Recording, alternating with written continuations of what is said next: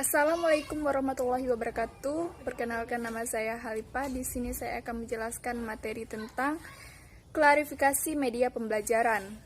Pada saat ini, dunia pendidikan dihadapkan pada pemilihan media pembelajaran yang banyak sekali. Walaupun belum semua lembaga pendidikan menerapkan media pembelajaran tersebut. Jika diklarifikasikan dalam kategori atau golongan tertentu yang didasarkan pada kemampuannya, baik berupa bentuk, fisik, biaya, dan sebagainya, maka media pembelajaran dapat diklarifikasikan menjadi 3. Yang pertama, media yang mampu menyajikan informasi. Contohnya bisa seperti grafis, bahan objek, dan media diam. Dan yang kedua yaitu media yang mengandung informasi atau biasa kita sebut dengan media objek. Media objek adalah benda yang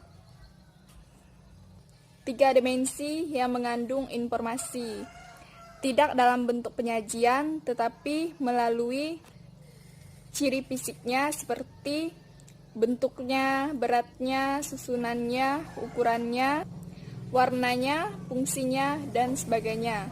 Dan yang ketiga, media yang memungkinkan untuk berinteraksi atau media interaktif. Media ini mempunyai karakteristik tertentu, yaitu bahwa siswa tidak hanya memperhatikan penyajian atau objeknya, tetapi diajak berinteraksi selama mata pelajaran berjalan. Selanjutnya, beberapa penulis seperti Hamalik, Jamarah, dan Sudiman mengelompokkan media ini berdasarkan jenisnya ke dalam beberapa jenis. Seperti yang pertama, media auditif, media yang hanya mengandalkan kemampuan suara. Contohnya seperti tape recorder. Dan yang kedua yaitu media visual. Media ini hanya menggunakan indera penglihatan dalam bentuk nyata. Dan yang ketiga yaitu media audiovisual, yaitu media yang mempunyai unsur suara dan unsur gambar. Media ini mempunyai kemampuan yang lebih baik.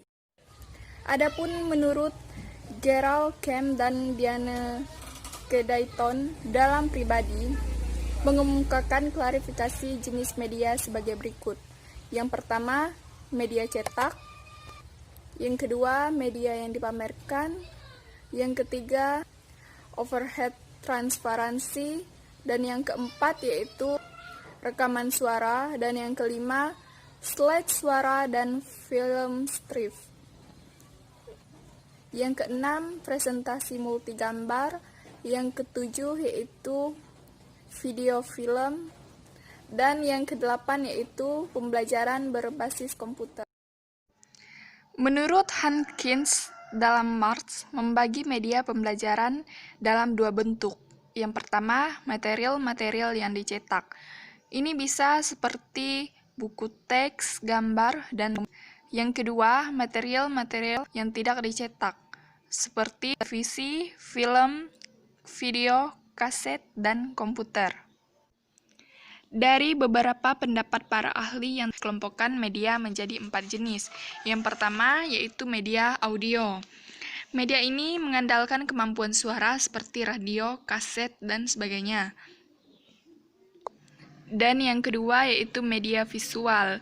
Media yang menampilkan gambar diam seperti foto, lukisan, dan sebagainya.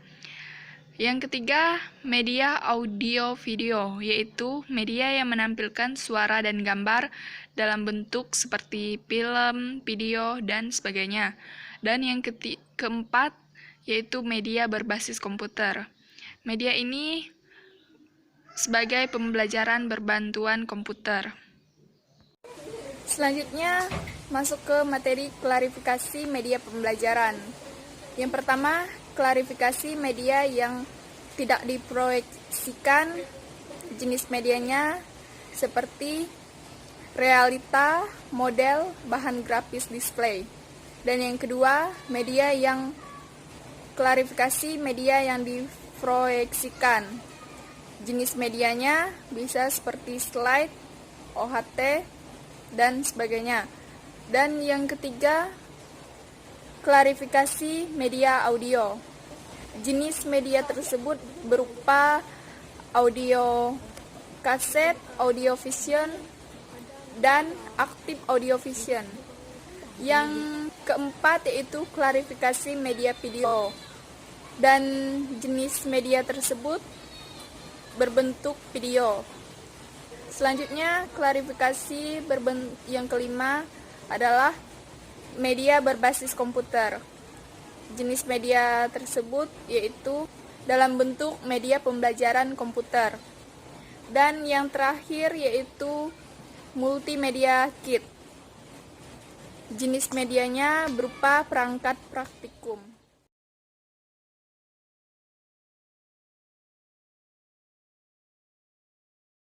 Baik, selanjutnya menurut Gerald dan Ellie dalam Arsyad mengemukakan 3 ciri media yang merupakan petunjuk mengapa media digunakan. Yang pertama, ciri fiksatif. Tergambar dari kemampuan media untuk menyimpan, merekam, dan melestarikan serta merekonstruksi suatu peristiwa atau objek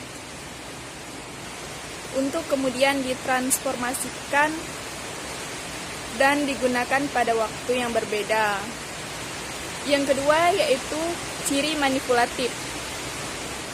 Media memiliki ciri manipulatif karena mampu memanipulasi kejadian yang memiliki proses yang cukup panjang menjadi singkat dan sesuai kebutuhan dalam kegiatan pembelajaran. Selanjutnya, yang ketiga yaitu ciri distributif.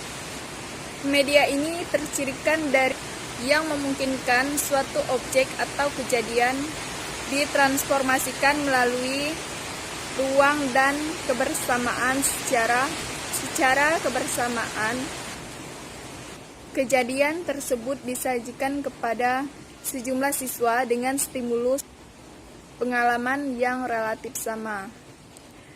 Ketiga ciri ini dapat mengatasi keterbatasan kemampuan guru dalam mentransfer berbagai hal yang terkait dengan kebutuhan peserta didik di dalam kelas.